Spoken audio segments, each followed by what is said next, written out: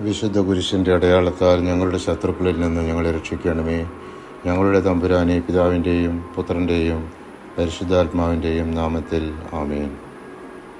നമ്മുടെ കർത്താവായ ഈശോ മിശിഹായ്ക്കാണ് അന്ത്യവിധിക്കുള്ള അധികാരമെന്നും ദൈവകൽപ്പനകൾക്കനുസരിച്ച് ജീവിക്കുന്നവർക്കും അല്ലാത്തവർക്കും നേരിടാനിരിക്കുന്ന അവസ്ഥയെക്കുറിച്ച് വ്യക്തമാക്കുന്ന വേദഭാഗമാണ് വിശുദ്ധ യോഹന്നാൻ 5-ാം അധ്യായം 26 മുതൽ 28 വരെയുള്ള തിരുവചനങ്ങൾ.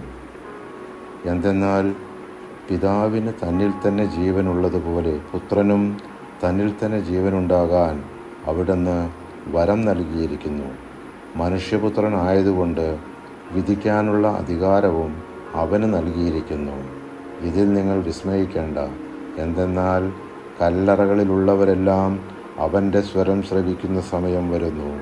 അപ്പോൾ നന്മ ചെയ്തവർ ജീവൻ്റെ ഉയർപ്പിനായും തിന്മ ചെയ്തവർ ശിക്ഷാവിധിയുടെ ഉയർപ്പിനായും പുറത്തു വരും.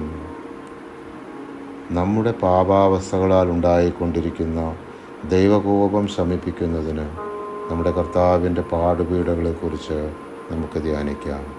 അനാദിപിതാവായ സർവേശ്വര, അങ്ങേ തിരുക്കുമാരൻ ഞങ്ങളുടെ പാപങ്ങളെക്കുറിച്ച് ഭാരമായ കുരിശും ചുമന്നുകൊണ്ട് പോകുമ്പോൾ അനുഭവിച്ച സങ്കടങ്ങളെ തൃക്കൺ പാർത്ത് ഞങ്ങളുടെ പാപങ്ങളൊക്കെയും പുറത്ത് ഞങ്ങളുടെ ആത്മശരീരങ്ങളിൽ നിന്ന് അങ്ങേ കോപത്തെ നീക്കി അരുളണമേ.